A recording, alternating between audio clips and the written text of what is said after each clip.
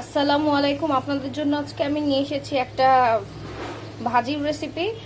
এটা হচ্ছে ঢেঁড়স। ঢেঁড়স তো সবাই খেয়েছেন, কিন্তু জানি না এভাবে খেয়েছেন নাকি। যদি না খেয়ে থাকেন তাহলে ট্রাই করবেন। এই যে ঢেঁড়সটা এইভাবে কেটে নেওয়া হয়েছে। একটা ঢেঁড়স 4 টুকরো করে কেটে নেওয়া হয়েছে। আজকে ঢেঁড়সের সাথে এরকম আলু দিব। যে আলুগুলোকে এভাবে লম্বা করে কেটে নেওয়া হয়েছে, দেখুন। এই যে লম্বা লম্বা চিকন করে কেটে নেওয়া হয়েছে। প্রথমে আমি একটা প্যানে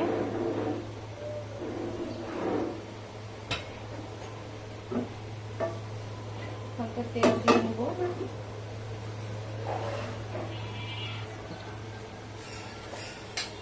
এই যে আমরা তেলটা গরম হয়ে গিয়েছে,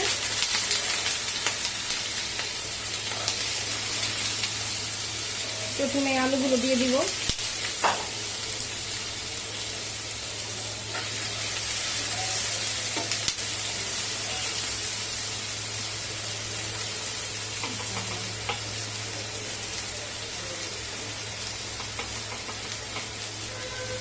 এখন আলুর মধ্যে একটু লবণ দিয়ে দিচ্ছি।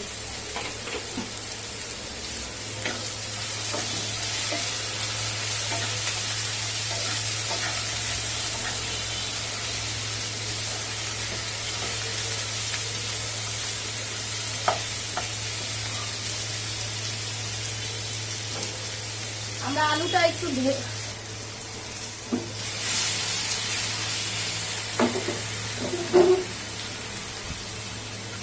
এখন আমরা আলুটাকে একটু ঢেকে দিব।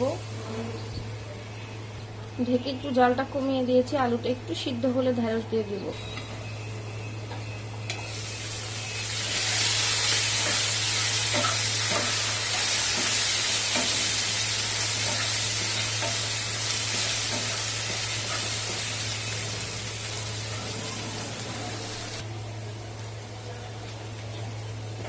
আমরা এই পর্যায়ে ঢেঁড়সগুলো দিয়ে দিব।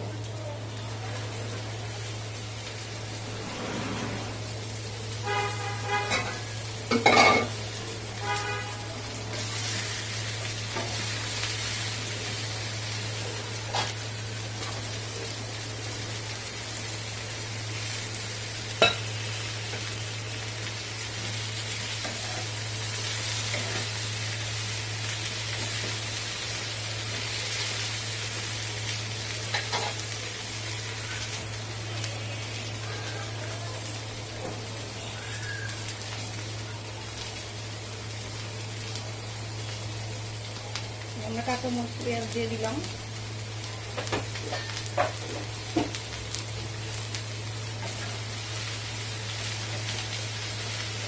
লবণ দিয়ে দিলাম। সামান্য একটু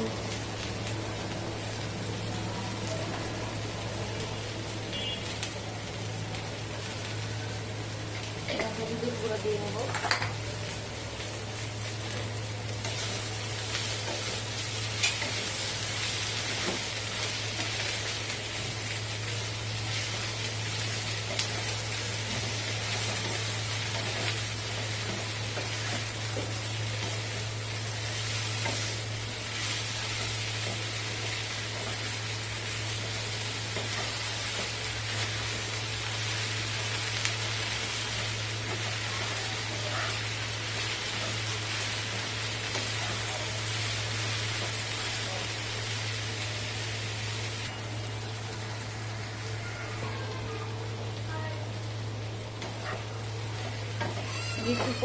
এরকম করে ভালো মতো আমরা একটু পরপর নেড়ে চেড়ে নেব, তাহলে আমাদের ভাজি কমপ্লিট হয়ে যাবে। আশা করি আপনাদের কাছে আমার ভাজিটা ভালো লেগেছে।